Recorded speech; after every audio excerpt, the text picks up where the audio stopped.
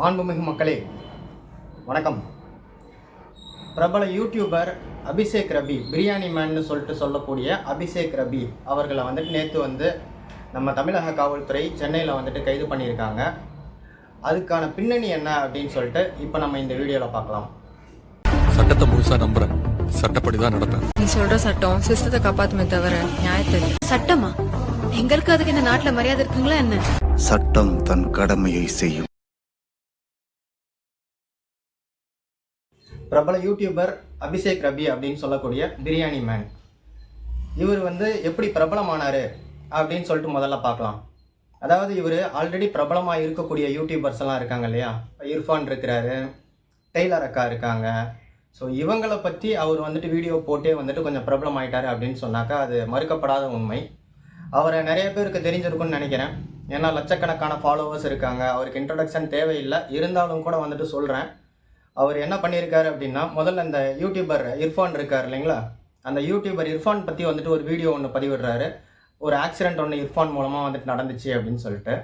அதுக்கு பிரபல YouTuber இர்ஃபானும் reply அவர் கொடுக்குறாரு. ரிப்ளையாக ஒரு வீடியோ ஒன்று போடுறாங்க.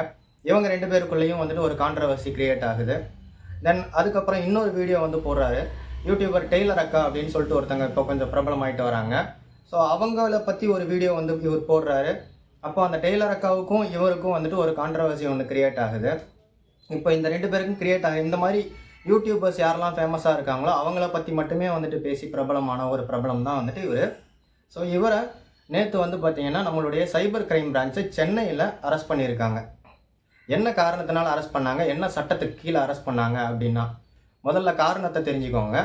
காரணம் என்ன அப்படின்னா, இவர் நம்ம செம்மொழி பூங்காவை பற்றி ஒரு வீடியோ ஒன்று போடுறாரு. செம்மொழி பூங்காவில் தப்பாக நிறையா நடக்குது அப்படின்னு சொல்லிட்டு ஒரு வீடியோ ஒன்று போடுறாரு. அந்த வீடியோவை பார்த்ததுக்கப்புறம் தேனாம்பேட்டையை சேர்ந்த ஒரு பொண்ணு, அந்த விமன் இவங்க மேலே ஒரு கம்ப்ளைண்ட் கொடுக்குறாங்க. என்ன கம்ப்ளைண்ட் கொடுக்குறாங்க அப்படின்னா, இந்த நடைபாதையில் நடக்கிறவங்கள பற்றியெல்லாம் தப்பாக பேசியிருக்காரு, பெண்களை பற்றி ரொம்ப இழிவாக அவதூறாக பேசியிருக்காரு. அதுக்கப்புறம் தவறான செய்கைகள்லாம் காட்டி வீடியோவில் பப்ளிக் பண்ணுறாரு அப்படின்னு சொல்லிட்டு ஒரு வீடியோ எடுத்து அதை பப்ளிக் பண்ணியிருக்காரு அப்படின்னு சொல்லிட்டு இவர் மேலே கம்ப்ளைண்ட் கொடுக்குறாங்க.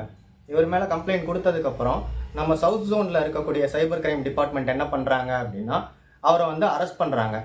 அரெஸ்ட் பண்ணிவிட்டு என்னென்ன ஆக்டுக்கு கீழே இவர் மேலே கம்ப்ளைண்ட் ரைஸ் பண்ணியிருக்காங்க, ரெஜிஸ்டர் பண்ணியிருக்காங்க அப்படின்னு சொல்லிட்டு பார்த்தோம்னா, பிஎன்எஸ் ஆக்ட், பாரதிய நியாய சங்கீதா, பழைய ஐபிசி இருக்கு இல்லைங்களா, பழைய இந்தியன் பீனல் கோடு, இப்போ புதுசாக அது பாரதிய நியாய சங்கீதா பிஎன்எஸ் ஆக்டுக்கு கீழேயும், அதுக்கப்புறம் ஐடி ஆக்ட், அவர் வீடியோ பப்ளிக்காக போட்டிருக்காரு இல்லைங்களா, அதுக்காக ஐடி ஆக்டுக்கு கீழேயும் அவர் மேலே ஒரு கம்ப்ளைண்ட் ஒன்று ரைஸ் பண்ணியிருக்காங்க.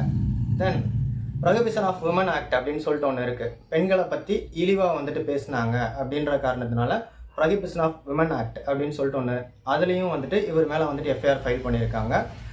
தென் தமிழ்நாடு பெண்கள் வன்கொடுமை தடுப்பு சட்டத்துக்கு கீழேயும் அவர் மேலே எஃப்ஐஆர் ரைஸ் பண்ணியிருக்காங்க. இந்த மாதிரி 4 ஆக்டுக்கு கீழே அவர் மேலே எஃப்ஐஆர் ஃபைல் பண்ணியிருக்காங்க. அதுக்கப்புறம் அவர் அரெஸ்ட் பண்ணி இப்போ நீதிமன்ற காவலில் புழல் சிறையில் இருக்காங்க. இப்படி கண்டினியூஸாக பார்த்தீங்கன்னா டிடிஎஃப் வாசனில் இருந்து அப்புறம் சில பிரபலமாக இருக்கக்கூடிய எல்லா யூடியூபர்ஸுமே கண்டினியூஸாக அரெஸ்ட் பண்ணிக்கிட்டே இருக்காங்க. இதை பற்றி நீங்கள் என்ன நினைக்கிறீங்க அப்படின்றத கமெண்ட்டில் போடுங்க. சட்டம் அனைவருக்கும் சமம். நன்றி, வணக்கம்.